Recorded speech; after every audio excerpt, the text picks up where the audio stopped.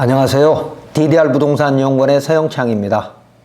지난 시간에는 건축허가 시 진입로에 관한 인허가 민원을 가지고 민원인 스스로 해결하기 위한 자세 등을 20가지에 걸쳐서 살펴봤습니다. 오늘은 건축 인허가 시 진입로에 대해서 인허가 공무원에게 바라는 내용으로 반대 방향에서 살펴보도록 하겠습니다. 이번에도 20가지를 크게 4단락으로 나누어서 설명드리려고 합니다. 첫 번째는 민원인을 가족처럼 대하라. 두 번째는 공무원의 역할을 이해시켜라. 그리고 세 번째는 적극적인 행정을 펼쳐라. 그리고 네 번째는 민원인을 어여삐 여겨라. 첫 번째부터 설명하도록 하겠습니다. 첫 번째, 민원인을 내 가족이라고 생각하고 차분하게 안내하라. 두 번째는 민원인의 고충을 정확히 들으면 조기에 해결책이 보인다. 세 번째는 복잡한 행정 규제를 적극적으로 설명하라. 네 번째, 민원인에게 공식적인 법적 절차 활용을 안내하라. 다섯 번째, 질의 및 행정정보 공개 요청에 긍정적으로 대응하라. 부동산 인허가 민원은 상당히 복잡하고 어렵기 때문에 민원인들도 공무원 앞에서 자기의 요구를 또는 자기의 생각을 제대로 질문하기 쉽지 않습니다. 그런 민원인을 공무원은 안내하면서 내 가족처럼 편안하게 질문할 수 있도록 그런 분위기를 만들어주는 게 제일 중요하죠. 바쁜 시간에 시군구청을 찾아와서 쓸데없는 민원을 제기하려고 하는 사람은 거의 없습니다. 공무원은 바쁘더라도 민원인 이야기를 자르지 말고 적어도 한 3분 정도까지는 끝까지 들어줄 필요가 있다고 봅니다. 마치 자식이 부모에게 또는 학생이 선생님과 고충을 상담하려고 할 때 부모나 선생님이 학생에게 카운셀링 할 때처럼 분위기를 만들어 줘야 한다는 겁니다. 즉, 민원인이 본인의 속내를 자세히 그리고 차분하게 이야기할 수 있는 분위기를 만들어 주는 것만으로도 이미 그 민원은 90% 이상 해결되었다고 생각해 주기 바랍니다. 이때 허가 담당자는 민원인의 요구를 정확히 듣고 그 민원의 성격에 따라 해결책을 제시해 줘야 할 겁니다. 민원이 단순한 부동산 민원인지 아니면 인허가 민원인지, 인허가 민원이 아니면서도 인허가 담당자한테 오는 경우도 있거든요.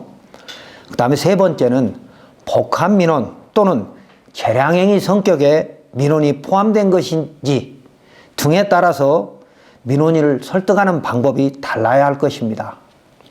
즉, 담당 공무원은 본인이 맡은 업무만 해결할 수 있지 여러 담당자의 의견이 합해져야 해결되는 것은 본인이 단독으로 해결할 수 없다는 것을 먼저 주지시키고 민원인에게 주지시키고 민원인은 민원 내용이 단순 민원인지 인허가 민원인지 인허가 중에서도 복합 민원인지 또 복합 민원 중에도 재량행위가 들어있는 것인지에 따라 해결 절차가 다르다는 것을 친절하게 설명하고 특히 복합 민원의 경우 각 관련 부서가 있음을 설명하고 민원인에게 각 부서로 일일이 가실 것인지 아니면 이런 민원을 대행해주는 전문가인 건축사나 토목사무실, 변호사 등과 상의하면 종합적으로 한 번에 상담받을 수 있다는 내용을까지 설명해서 민원인이 스스로 판단할 수 있도록 안내하는 것이 좋을 것입니다.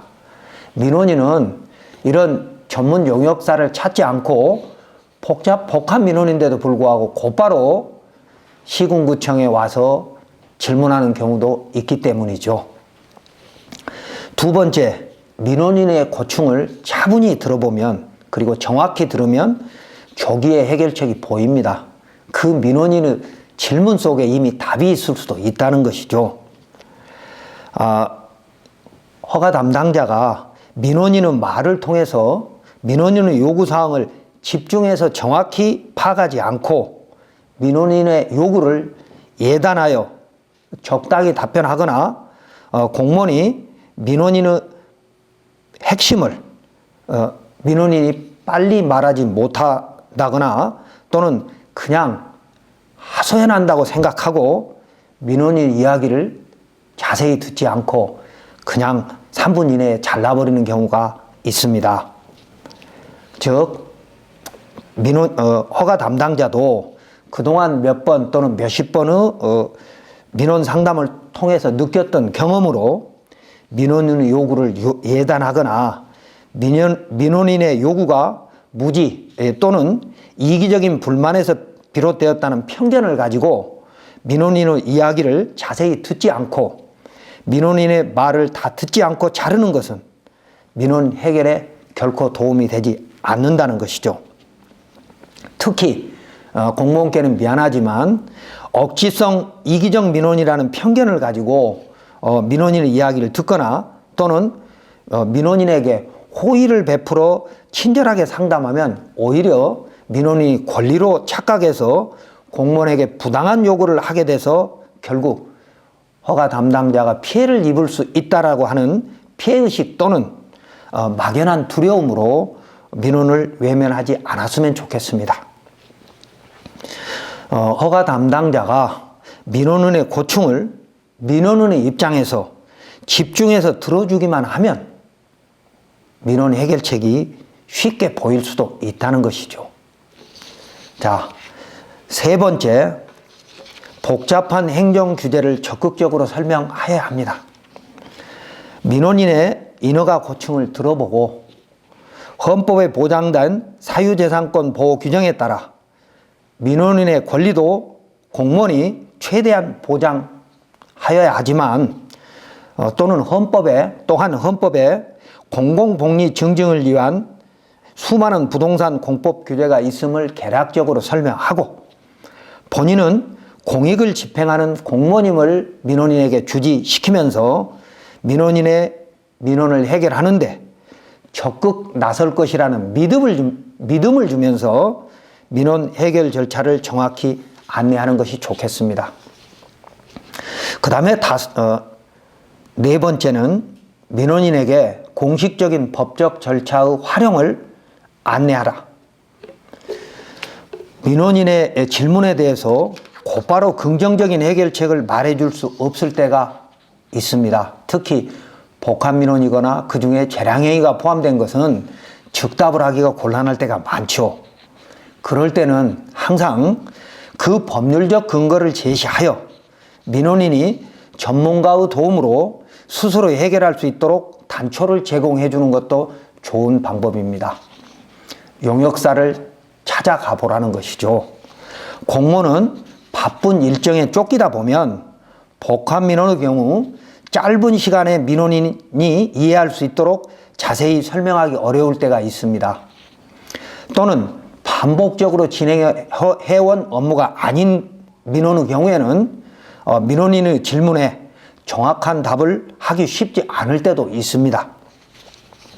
특히 인허가 민원의 경우 민원인이 용역사 또는 변호사 등 전문가를 통하지 않고 허가청으로 직접 온 것이라면 민원인에게 용역사의 도움을 받는 것이 시간과 비용을 절약하라고 하는 것이라고 안내하는 것이 옳습니다.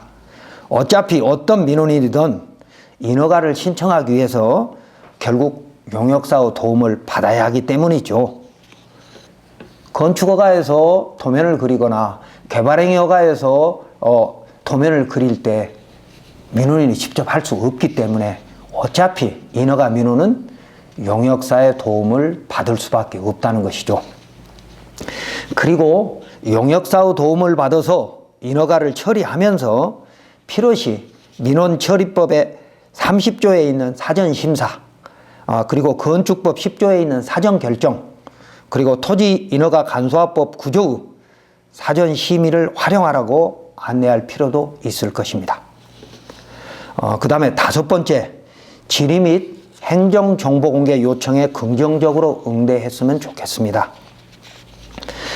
민원인이 공무원과 상담한 다음 결국 용역사와 다시 상의하게 되는데, 본인 부동산이 법령이 정한 기준에 영원히 충족되지 못해서 인허가를 포기할 수도 있지만, 대부분의 민원의 경우 용역사의 도움을 받으면 시간과 비용이 들어가더라도 법적 기준에 맞춰서, 법적 허가 기준에 맞춰서 인허가가 될 수 있는 길이 있기 때문에 결국 그 민원인은 다시 시군구청에 문서로 질의하거나 정보공개 요청을 할 것입니다. 그러므로 허가청에서는 선제적으로 행정정보공개 조례 및 규칙, 그리고 지침을 구체적으로 만들어서 민원인의 정보공개 요청에 적극적으로 응대하는 것하고, 특히 민원인에게 지자체가 보관하고 있는 각종 공부를 적극적으로 제공해서 민원인 스스로 해결할 수 있도록 안내하는 것이, 당장 공무원의 입장에서는 당장 시간이 많이 소요되는 것 같지만 오히려 행정력의 낭비를 막을 수 있다는 것이죠. 자, 첫 번째 단락은 민원인을 가족처럼 대하라.